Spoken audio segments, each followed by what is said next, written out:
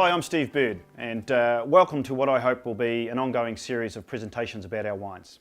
Now, the aim of these little webisodes is to keep you up to date on current vintages, the up-and-coming wines, our new releases, and also from time to time we're going to share with you some of the more technical aspects of our winemaking so that you glean an understanding of exactly what goes into making a great bottle of wine. Vintage 2013. One of the most important aspects of wine is its variability, its differences.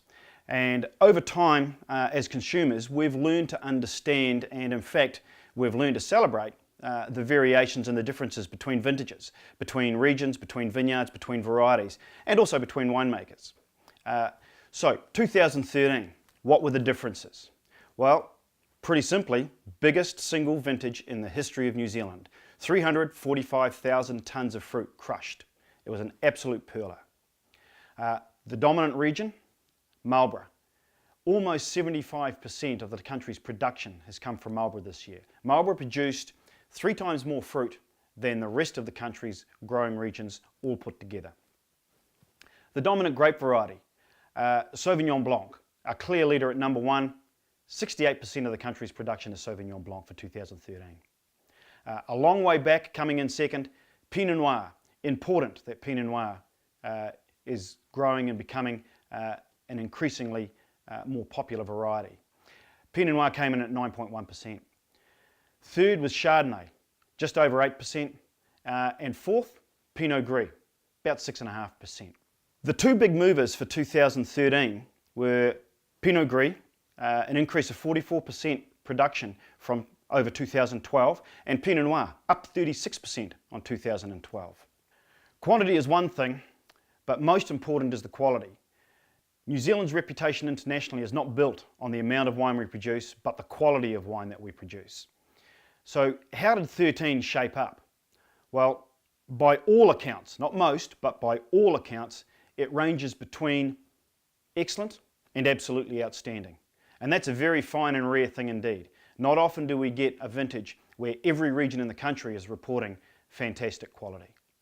Essentially, it didn't rain. So we had a really long, dry summer. Not so good if you're a sheep farmer, pretty good if you're a winemaker. Why does the dry help us? It suppresses disease pressure, which ruins fruit quality, and it suppresses vigor in the vine, so it makes it easier for us as winemakers and grape growers to control the vine.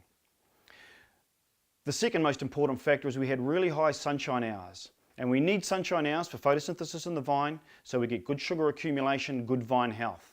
We had really good sunshine hours right across the country. The third important factor was the accumulation of heat. So a measure we call grower degree days, which is the amount of heat in any growing season. Now for Marlborough, it was bang on long run average. This is important. For top quality fruit in Marlborough, we like a long, moderate growing season. Not too many heat spikes, and certainly we don't want it to be cold. And we got bang on long run average, so we had a very nice long growing season.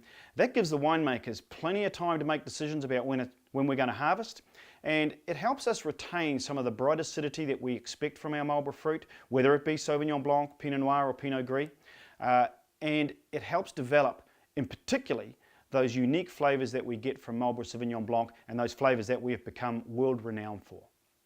So all in all, how does vintage 2013 rate? Well, from my perspective, after 33 years in the industry and 22 years working with Marlborough fruit, I'd put this in my top 3. It's an absolute cracker, and we're going to see some fabulous wines come from the 2013 vintage, and the international stage as well as the domestic stage are in for a real treat.